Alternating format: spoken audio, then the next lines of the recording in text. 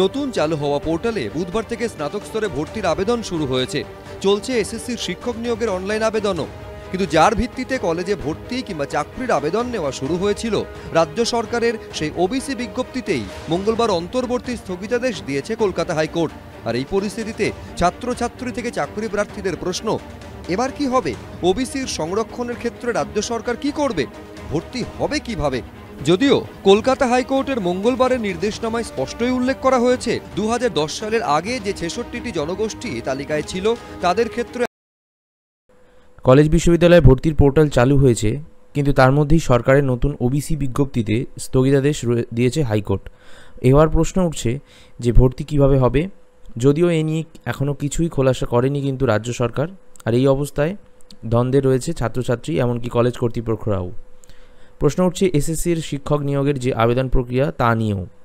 কিন্তু সবার প্রথমে আমাদের যেটা জানতে হবে যে ওবিসি কেসের কারণে ছাত্রছাত্রীদের কলেজে ভর্তিতে যে ব্যাঘাত ঘটছে তার পিছনে সবথেকে বড় মূল কারণ সেটা হলো ওবিসি সংরক্ষণের যে সার্টিফিকেট সেটা।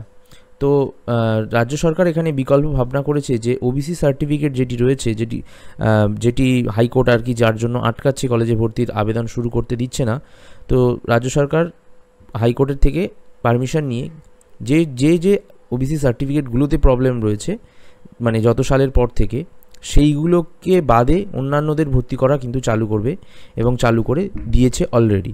তো এইখানে দাঁড়িয়ে তাই তোমরা গুগলে গিয়ে দেখতে পাবে যে WBCAPর যে ওয়েবসাইট রয়েছে, সেই ওয়েবসাইট তোমরা যদি লেখো WBCAP, সেখানে লেখার পর একদম ওপরে অ্যাডমিশন পোর্টাল বলে একটি অপশান আসবে, www.cap.in।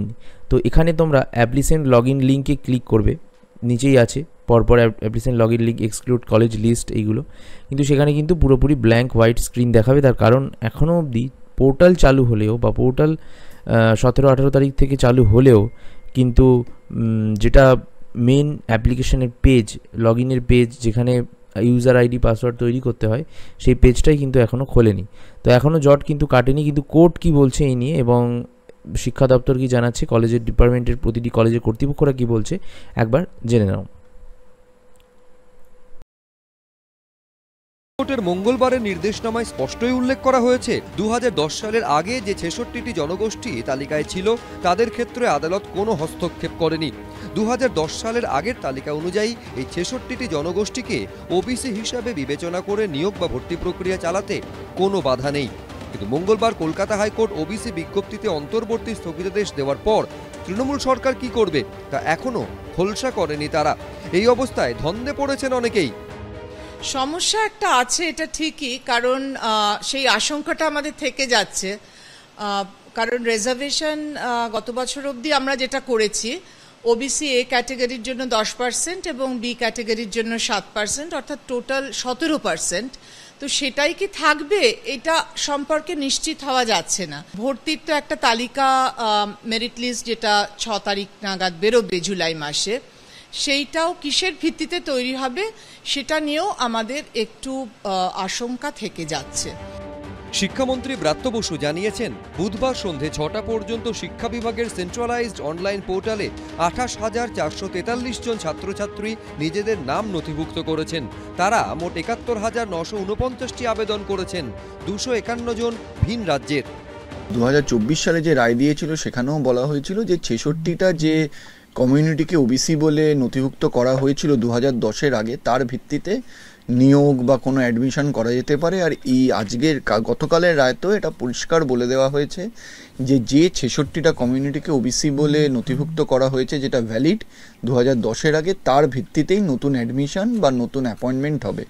আর পরবর্তীকালে যদি সুপ্রিম কোর্ট আলটিমেটলি বলে যে এই 76টা কমিউনিটি যে ওবিসি হিসেবে নথিভুক্ত করা হয়েছে সেটা সঠিক, তখন তারা তার বেনিফিট পেতেই পারে।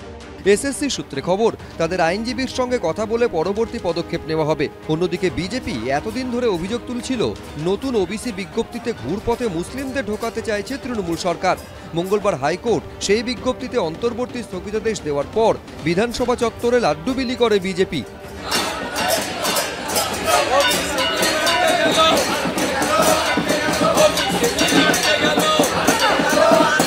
কালকে ইন্টারিম অর্ডারের পরে গোটা বাংলাতে সনাতন হিন্দুদের মধ্যে খুশির আবহাওয়া।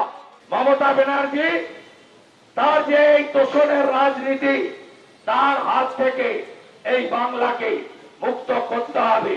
মতে মোথাবাড়ি, মতে মুর্শিদাবাদ, মতে মহেশতলা আর ম অক্ষর মমতা, এই মমতাকে তাড়াতে হবে। যারা একটু আদিবাসী ওবিসি তাদের সম্পর্কে এই বীরবা হাঁসদা এরা সব আমাদের জুতার নিচে থাকে, দেবনাথ হাঁসদা জুতার নিচে থাকে।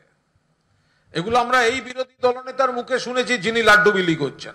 এই বিজেপি হচ্ছে ওবিসি বিরোধী। এদিন অনগ্রসর শ্রেণী কল্যাণ দফতরে গিয়ে ডেপুটেশন জমা দেন বিজেপির ওবিসি মোর্চার প্রতিনিধিরা। কৃষ্ণেন্দু অধিকারী, উজ্জ্বল মুখোপাধ্যায়, শিবাশিস মৌলিক, এবিপি আনন্দ, কলকাতা।